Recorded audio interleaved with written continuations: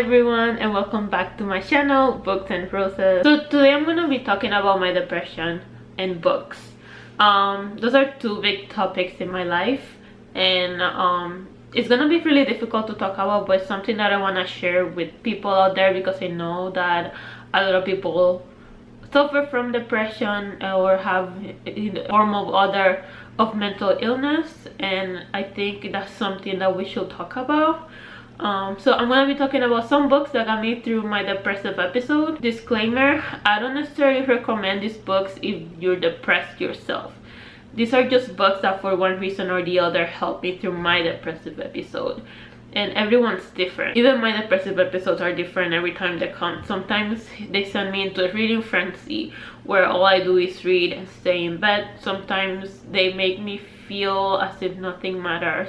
They make me feel like reading doesn't matter anymore, and they send me into reading slumps, which is really difficult and frustrating because, you know, I love reading, and sometimes it feels like if I can't read even to get me through my depression, then what else do I have? And of course I have my family, my friends, I have my loving boyfriend who's always there for me. But yeah, I just wanted to talk about it. My depression is something that has been a big part of my life. It's something that I've learned to cope with.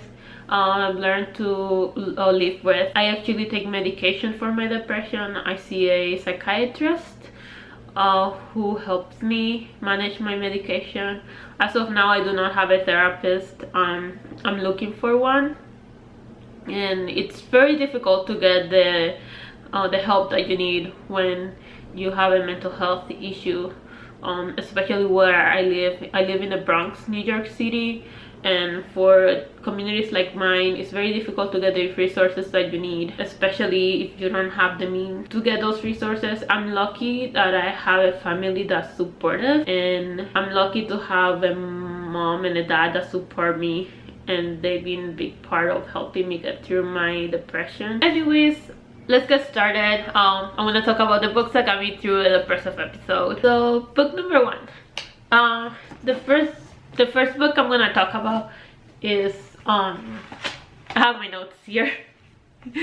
So I had this idea the other day and I made notes, so I'm gonna be having my notes with me. The first book, actually let me grab it. So the first book that got me through my depressive episode is Someone Who Will Love You in All of Your Damaged Glory by Raphael Bob Waxberg.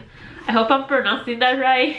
So this is the book. This book is a collection of short stories that talks about love, all types of different love, and being damaged in different ways. It talks about mental health. It talks about family issues, romance issues. It even has a weird kind of sci-fi vibe to some of the stories. Especially there's one story where there's this amusement park where there are mascots, and all the mascots are the presidents of the United States, and I don't want to spoil it but yeah, there's these mascots, and let's just say that something goes wrong with the company trying to make something bigger than God.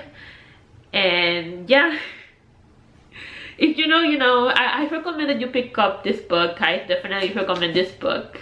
It's a great read. It helped me get through my depression. The reason why I like this book so much is that it made me feel like it was okay to feel damaged, and it was okay to feel not 100% okay, and it made me feel like the solution to my problems wasn't to run away from it, but let myself feel the way I felt and let myself just get through what I was going through.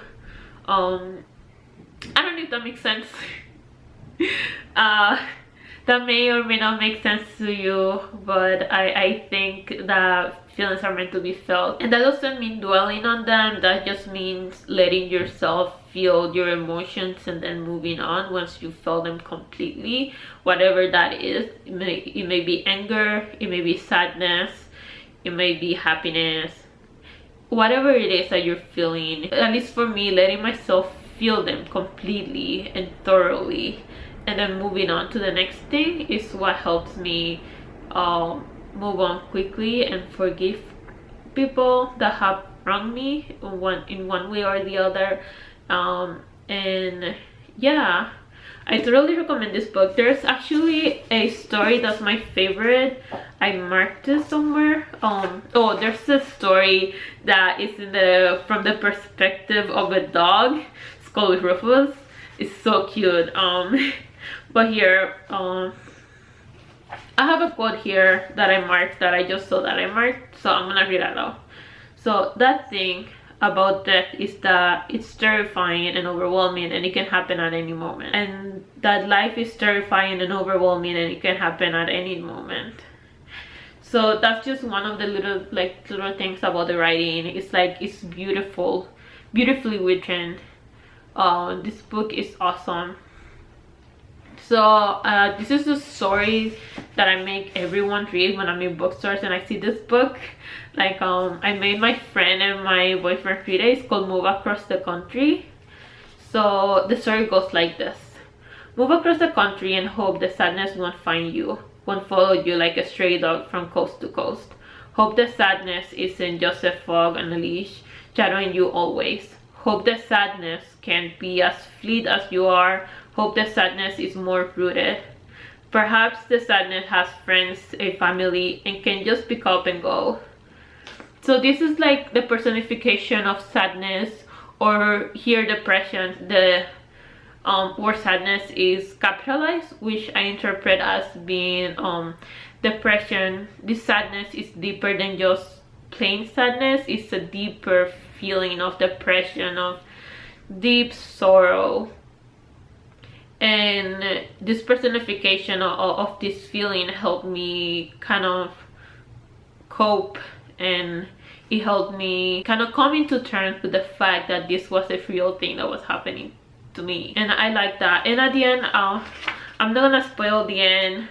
The main character keeps talking about sadness and how one day he finally finds happiness. He finds this happiness, he finds this place, he has a partner, or she has a partner, he or she has a partner, or they have a partner.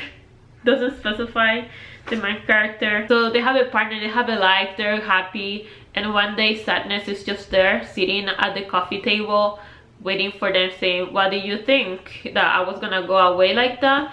And that's how I feel about my depression. Some days it's better than others, and some days it feels like it's gone for good, but I just find it home in my couch telling me, what do you think, that I was gonna go away? And it's difficult to feel like that after feeling good for a while, but knowing that other people struggle, that other people understand that, made me feel better about my situation. And this is one of the reasons why I'm making this video, is because if even one person can see this and say, oh, I felt that way and that makes me feel better, then it's worth putting myself out there. So the next book I want to talk about is called Radio Silence. So I don't have the book with me, so I'm gonna put it right here. Yeah, so Radio Silence was a fantastic book. It's a YA novel. Radio Silence follows 3 students, the main character being Frances Jarvis, Janvier. Frances Janvier, she is your typical high school student. She is very competitive with another character, Daniel, I hope that's the right name. Yeah, she's very competitive over grades. To everyone, she's a plain geek who just cares about school.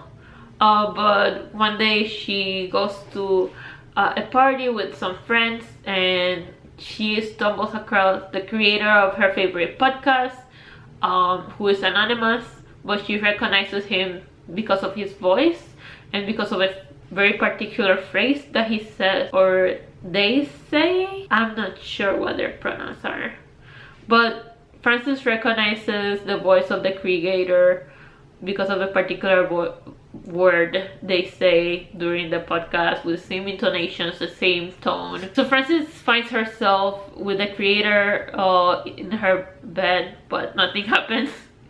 Nothing sexy happens in this book. It's very PG.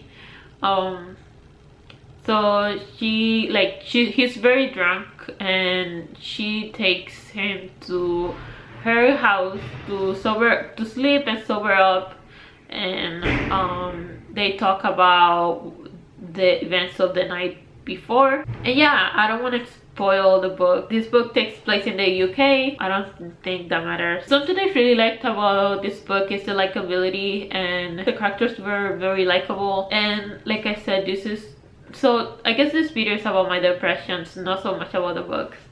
So the reason why this book made it to the list is because when I was reading it, it made me feel, it helped me escape into another world where things were different than mine. Honestly, I don't know why this book made it to the list. I just went through the list of books I've read during a very specific time in my life on Goodreads, and I remember that book just making me feel something when it felt like everything was nothing. You know, I was feeling like nothing mattered, like this book mattered. And this author is a great writer. They made the characters likable. Storyline was very unique, but it did feel like I was at home when I was reading this book. And I don't know if there's specific parts of the book, or it was because I was just depressed when I was reading it. I guess that's what I have to say about this book. I think it was a fantastic book, regardless, independently of my own feelings, independently of my depression and all. This was a fantastic book to read, and I recommend it totally. It's a great book. 4 out of 5 stars. The book I want to talk about is called 100 Years of Solitude. So this book follows the story of the Buendia family. We first meet Jose Arcadio Buendia and his wife Ursula, the founders of a little town called Macondo. Gabriel Garcia Marquez uses elements of magical realism to bring to life this story, which is something that was very appealing to me. I love magical realism and Gabriel Garcia Marquez's style of writing. This is like that was the very first book I read from him.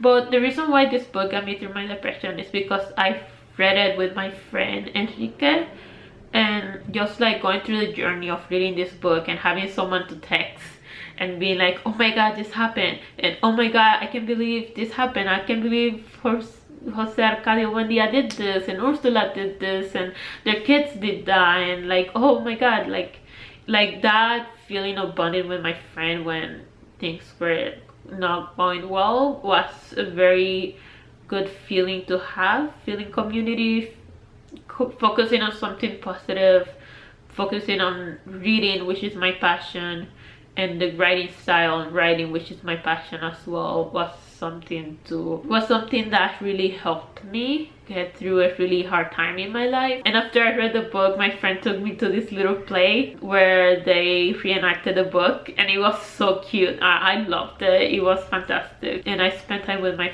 friend, and it was a good experience. And 100 Years of Solitude will forever have a special place in my heart because of that. And I think that, yeah, it's a really good book. I don't necessarily recommend it if you're like depressed. Like, I don't think it's one of those books that will help you. It's not like the other book I talked about, Someone Who Will Love You in All of Your Damaged Glory. This book doesn't talk about depression unlike the other one, but it's a good book overall. Yeah, and I recommend it. I think it's a good book, and I said that already.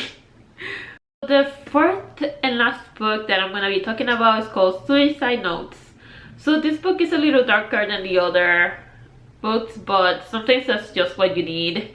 A little dark humor here and there, which this book thoroughly does. It has a lot of dark humor. Maybe not.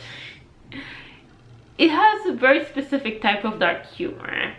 And it doesn't make fun of depression or people who are suicidal, but it does follow a main character who is suicidal and who tries to commit suicide. so I will put a content warning somewhere. So yeah, we follow the main character Jeff, who is a 15-year-old boy who wakes up in a psychiatry ward after attempting suicide. Despite the heaviness of the topic, Jeff uses humor to escape his current situation. I don't know, I thought Jeff was really funny. For a 15-year-old boy, I thought he was hilarious. He makes fun of his psychiatrist, he makes fun of the nurses. He goes through a very specific journey, and like by the end he grows a lot as a character. He starts being in denial, he feels like he doesn't belong in the psychiatry ward. He's very confused, he refuses to work with the psychiatrist and the therapist, but by the end of the book we see his growth. We see someone who accepts his situation, and there's a twist to it, like the reason why he tried to commit suicide, which I'm not gonna spoil. It's a good book. The writing style is not great, honestly, but it was very easy to read, so I think this is meant for like people in middle school or early high school, like freshmen, sophomores in high school. So I did enjoy that the book was very easy to read. I did enjoy reading about someone who was in a similar situation to mine, someone who used humor. It did get a little annoying, some of the jokes, but having a book that openly talked about suicide and the effects of suicide in people without blaming on the suicidal person was a big thing for me. And I don't know if I would recommend this if you're suicidal. I think I will be a little bit careful of what you consume if you are feeling that way. But yeah, this book was really good, and I would recommend it. I would recommend it if you're in a safe space, in a right state of mind. So those are the books that got me through a depressive episode. Actually, Suicide Notes was like kind of separate. Suicide Notes I read after I had gotten through an episode, a depressive episode, and I was going through the aftermath of recuperating, being in such a bad state. But the other books did help. Like I mentioned before, it gets very frustrating to be in that state of mind, especially if you love to do things. If there's something, for example, if you love to read, if you love to write, and you feel that the depressive episode coming down and kind of weighing down on you, it's very frustrating, because you know deep inside you that you love to do things, that you love to write, you love to read, but you can't do it because you're feeling this way, and it's frustrating. And if you're feeling like that right now, you're not alone. I'm gonna try to find some resources and put it in the box down below. But yeah, I'm glad I'm making this video, and I hope that you guys are okay, and I hope to see you soon again. Thank you so much for watching this video, and I hope to see you in the next one. Bye.